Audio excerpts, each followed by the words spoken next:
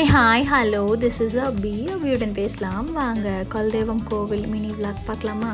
வியாழக்கிழமை 7 மணிக்கு குலதெய்வம் கோவில் போகலாம் அப்படின்னு சொல்லிட்டு எல்லாருமே ரெடி ஆகிட்டோம்.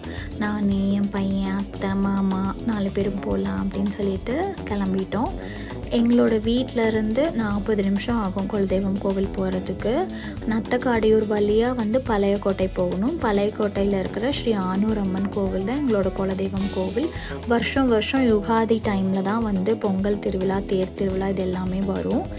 ஒரு 4 நாள் 5 நாள் முன்னாடியே பொங்கல் எல்லாம் ஃபங்க்ஷன்ஸ் வரங்காட்டி, தேர் திருவிழாலாம் வரங்காட்டி கோவில் சாட்டிடுவாங்க.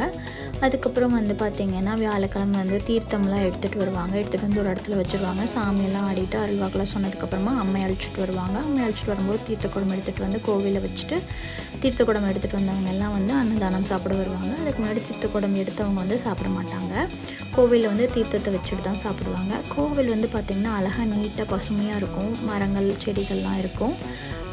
ஆலமரம் ஒன்று இருக்கும். அது பார்க்கறதுக்கு ரொம்ப அழகாக இருக்கும். பெருசாகவும் இருக்கும். அது வெளியே பார்த்திங்கன்னா கருப்பண்ண சாமி, அதுக்கப்புறம் 2 குதிரை சாமி இது எல்லாமே இருக்கும். நல்ல ஸ்பேஷியஸாகவே இருக்கும். வெளியும் கார் பார்க்கிங் பண்ணிக்கலாம். உள்ளே பைக் பார்க்கிங் பண்ணுற அளவுக்கு நல்லா அகலமாக பெருசாக இருக்கும் கோவில்.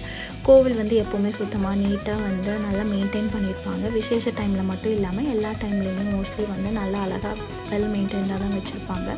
நாங்கள் போகிற டைமில் பார்த்திங்கன்னா அபிஷேகம் பூஜை முடிஞ்சு அலங்காரம் பூஜைக்கு எல்லாருமே வெயிட் பண்ணிகிட்டு இருந்தாங்க.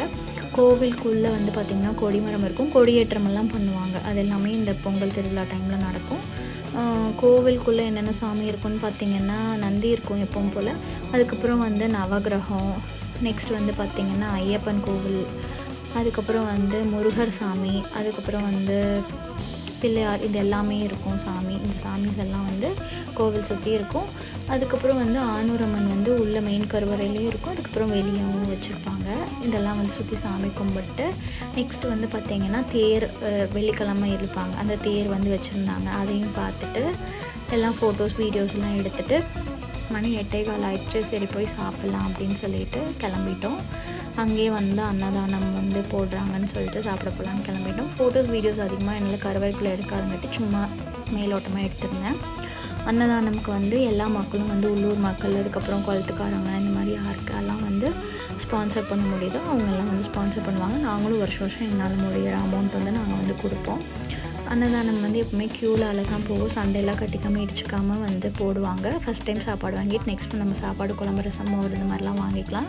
அன்னதானம் சாப்பாடு சூப்பராக இருந்துச்சு. நல்லபடியாக சாப்பிட்டுட்டு பாயசமும் குடிச்சிட்டு அதுக்கப்புறம் வீட்டுக்கு கிளம்பிட்டோம். பிடிச்சிருந்துச்சுன்னா லைக் பண்ணுங்கள், ஷேர் பண்ணுங்கள், சப்ஸ்கிரைப் பண்ணுங்கள்.